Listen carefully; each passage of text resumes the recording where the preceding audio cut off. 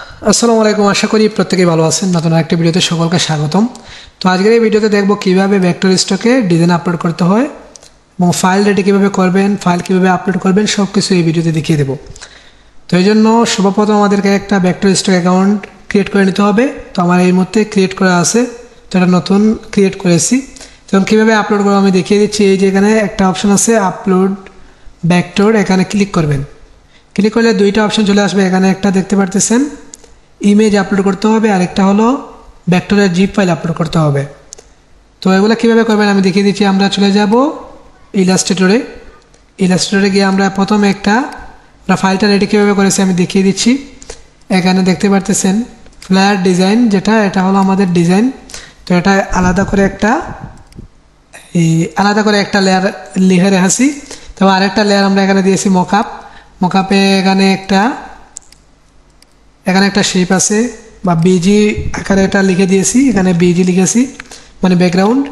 তো তারপর এখানে আমি একটা শ্যাডো তৈরি করেছি। তো এই শ্যাডো এবং বিজি দুইটা একসাথে আমরা মকআপ লিখে দিয়েছি। তো এই আমাদের কাজ শেষ। তো তারপর আমরা কী করবো, এখান থেকে এটা সেভ করব। সেভ করার জন্য প্রথমে আমরা জেপিজি সেভ করতেছি। জেপিজি সেভ করার জন্য আমরা উপরের ফাইলে ক্লিক করব, তারপর এক্সপোর্ট, তারপর আবার এক্সপোর্ট আসে ক্লিক করলাম। তারপর আমরা ফাইল যেখানে ক্রিয়েট করব সেই ফোল্ডারে চলে যাব। তো আমি এখানে ভেক্টর স্টক নামে একটা ফাইল রেডি করে রেখেছি, নাম লিখে রেখেছি। তো এখানে আমি এইরকমই আমি দিয়ে দিচ্ছি। তারপর এটা সিলেক্ট করে দিবেন, ইউজ আর্টবোর্ড, তারপর এক্সপোর্ট।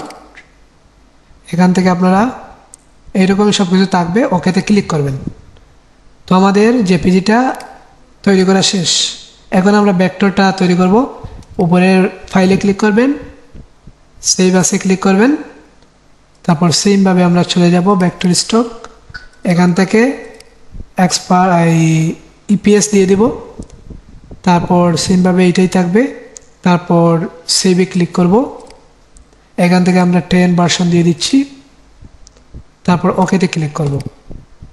তো এই আমাদের কাজ শেষ। এখন আমরা চলে যাব ফাইলে, যে ফাইলে আমরা সেভ করে রেখেছিলাম ভেক্টর স্টকের ফাইল। এখানে চলে যাব, আমি চলে যাচ্ছি। এখান থেকে এই যেটা আছে এটা আমরা জিপ ফাইল করে নেব। এখানে ক্লিক করব, রাইট অপশনে মাউসের রাইট বাটনে ক্লিক করব। তারপর এটা প্রথমে সিলেক্ট করার পর রাইট বাটনে ক্লিক করব। ক্লিক করার পর আমরা এখানে জিপ ফাইল অপশন পেয়ে যাবো। এই যে এখানে দেখতে পারতেছেন। তো এখানে যদি ক্লিক করেন অটোমেটিকলি এটা জিপ ফাইল হয়ে যাবে। তো আমি ক্লিক করতেছি,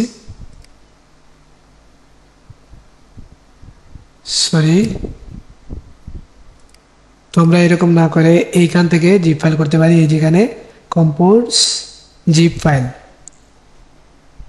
এখানে ক্লিক করলাম। তো এটা জিপ ফাইল হয়ে গেছে, দেখতে পারতেছেন। তো এটা আমাদের প্রয়োজন নেই, এটা আমরা ডিলিট করে দেব। ডিলিট করে দিলাম। এখন এই দুইটা আমরা আপলোড করব। চলে গেলাম ভেক্টর স্টকে। এখান থেকে আমরা ইমেজটা প্রথমে নিয়ে নেব।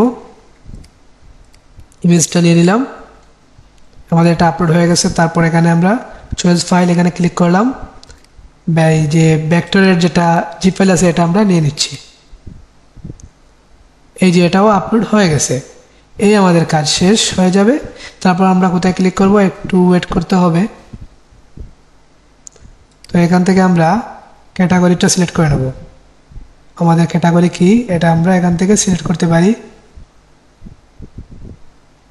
তো আমি এখানে একটা মিনিট, এখান থেকে প্রথমে ডকুমেন্ট টেমপ্লেট এটা আমরা সিলেক্ট করতে হবে।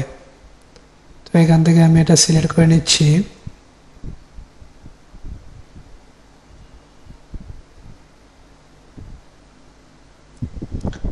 তো এখানে দেখতে পাচ্ছেন অটোমেটিকলি সব কিছু নিয়ে নিচ্ছে।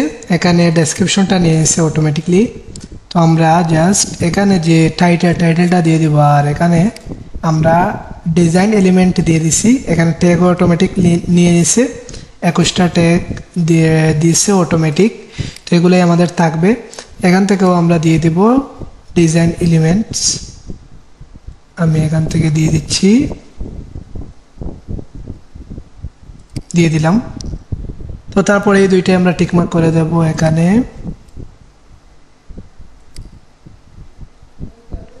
তো তারপর আমরা তো ফাইল আপলোড করার জন্য এই যে পাবলিশডে ক্লিক করলেই ফাইলটি আপলোড হয়ে যাবে। আর এখানে দেখতে পারতেছেন 2 থেকে 4 দিন সময় লাগবে এটা আপলোড হতে। এটা পাবলিশড হতে 2 দিন থেকে 3 দিন তারা সময় নেবে, নিয়ে তারপর সব কিছু যদি ঠিক থাকে তাহলে এটা পাবলিশড করে দেবে। চলে বুঝতে পারছেন কীভাবে ব্যাক টু স্টকে ফাইল আপলোড করবেন এবং ফাইল রেডি করবেন। ধন্যবাদ সকলকে এতক্ষণ সাথে থাকার জন্য। আল্লাহ হাফিজ।